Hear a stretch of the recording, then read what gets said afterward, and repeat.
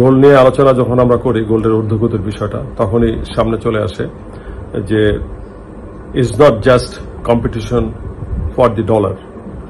আসলে বিষয়টা অন্যভাবে দেখতে হবে। সেটা হচ্ছে যে bank deposit, stock and bonds এবং বহুল প্রচলিত আছে যে অর্থনৈতিক মন্দার সময় এই গোল্ড একটা সুরক্ষা দান করে ইনভেস্টরদেরকে, যেটাকে আমরা সেফ হ্যাভেন স্ট্যাটাস বলি।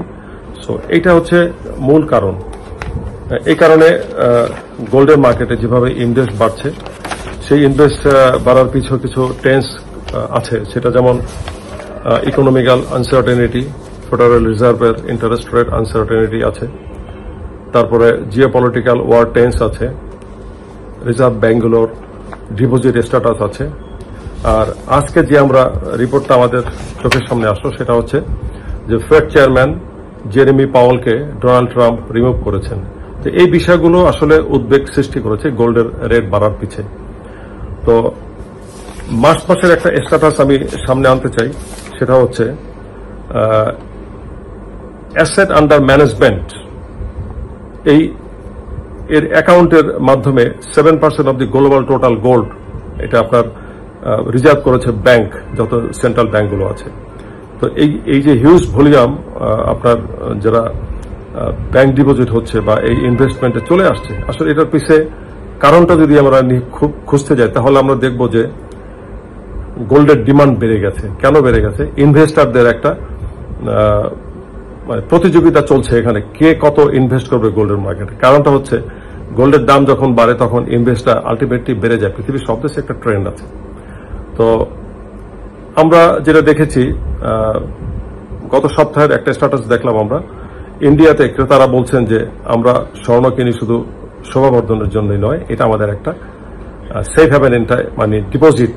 এই ডিপোজিট আমাদের যে কোনো সময় ইকোনমিক্যাল ক্রাইসিসকে কুপ আপ করার জন্য আমাদের একটা সহযোগিতা করবে। এরপরে আমরা দেখলাম যে দুবাই এবং অন্যান্য দেশেরও আমরা ক্রেতা সাধারণের একটা স্ট্যাটাস আমরা দেখেছি। সেখানে তাদের একই কথা। চীনের দিকে যদি আমরা তাকাই, চীনের যত ইয়াং জেনারেশন আছে পার্টিকুলারলি, তারা প্রতি মাসে কিছু না কিছু গোল্ড তারা ডিপোজিট করছে তাদের স্যালারির একটা অংশ দিয়ে। এবং সকল শ্রেণীর মানুষই যারা সামর্থ্যবান এবং মোটামুটি মিডল ক্লাস অ্যাভারেজ যারা আছে, তারা সবাই একটা গোল্ড ডিপোজিটের দিকে যাচ্ছে, কারণ গোল্ডের price gradually going very high.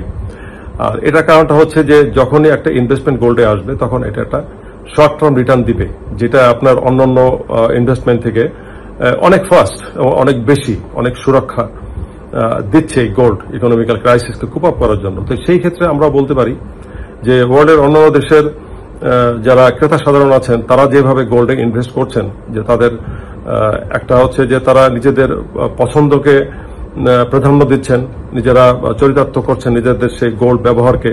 On the other hand তারা ভাবছে যে এটা একটা আমাদের খুব ভালো ইনভেস্ট এবং রিজার্ভের ক্ষেত্রটাকে যদি আমরা চিন্তা করি, তাহলে গোল্ডের দাম যত বাড়বে সেই রিটার্নটা তত বেশি পাবে। এইভাবে গোল্ডে ইনভেস্টমেন্ট, আমি মনে করি আমাদের দেশে যারা ক্রেতা সাধারণ আছে তারাও যদি এগিয়ে আসে, তাহলে এটা তাদের একটা short term very good return দিবে। এই রিটার্নটা আসলেই খুব মূল্যবান এবং আমরা বলবো বাজসের তরফ থেকে যে আমাদের দেশের ক্রেতা সাধারণ মধ্যে সচেতনতা বৃদ্ধি হওয়া উচিত, যে আপনি যে টাকাটা যে কোনোভাবে যে কোনো জায়গায় ইনভেস্ট করছেন, সেটার একটা লং টার্ম আপনি হয়তো বেনিফিট পাবেন, কিন্তু শর্ট টার্ম বেনিফিট যদি করতে যান, তাহলে আপনাকে গোল্ডের কোনো সাবস্টিটিউট নেই। আর এখনই মুখ্য সময় গোল্ডে ইনভেস্ট করার। আপনি গোল্ডে ইনভেস্ট করুন এবং এটার সুফল আপনি নেন।